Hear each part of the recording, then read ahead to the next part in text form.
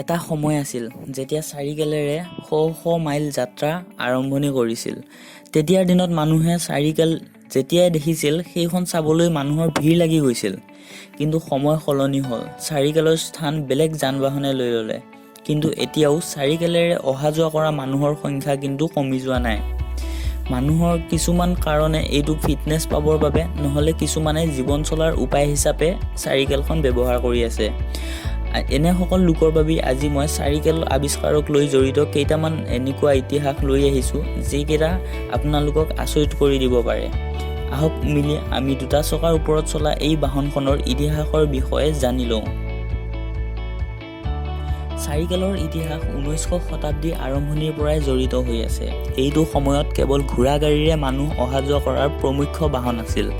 যিসকল মানুহে এইটোক গ্ৰহণযোগ্য বুলি ভবা নাছিল, তেওঁলোকে শ মাইল খোজকাঢ়িয়ে পাৰ কৰিছিল।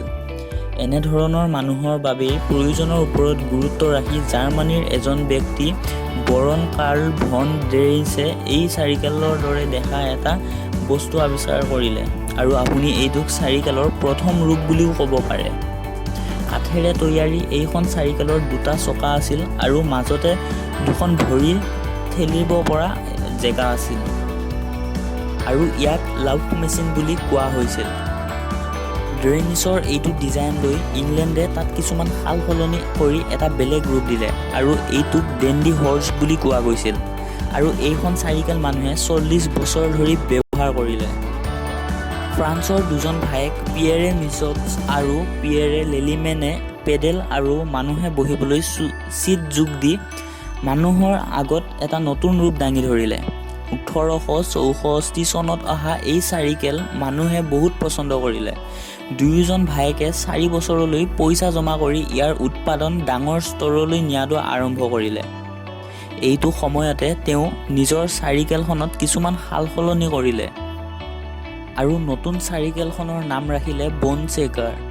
1869 চনত ইউজিন মিয়াৰে ইয়াৰ এটা নতুন মডেল আৱিষ্কাৰ কৰিলে, যিখন পাতল ফ্ৰেমৰ আছিল আৰু দ্ৰুতগতিত চলা চাইকেল আছিল। ইয়াৰ আগৰ ফালে চকাটো ডাঙৰ আছিল, কিন্তু এইখন অধিক ওখ আৰু হলা ৰাস্তাত চলাবলৈ মানুহে অসুবিধা পাইছিল। ইয়াৰ কিছু বছৰৰ পাছত জন কেম্প ষ্টাৰ্লিয়ে ছেফটি বাইচাইকেল নামৰ প্ৰথমখন এনেকুৱা চাইকেল উদ্ভাৱন কৰি উলিয়ালে, যিখনত দুটা চকাৰ পেডেলৰ সৈতে যোগ আছিল আৰু আগৰ চকাটো যাতে প্ৰয়োজন সাপেক্ষে সোঁফাল বাওঁফালেৰে ঘূৰাব পাৰে সেইটো সুবিধা আছিল। যিখন চাইকেল 20 শতাব্দীৰ আৰম্ভণিত মানুহে বহুত পচন্দ কৰিছিল।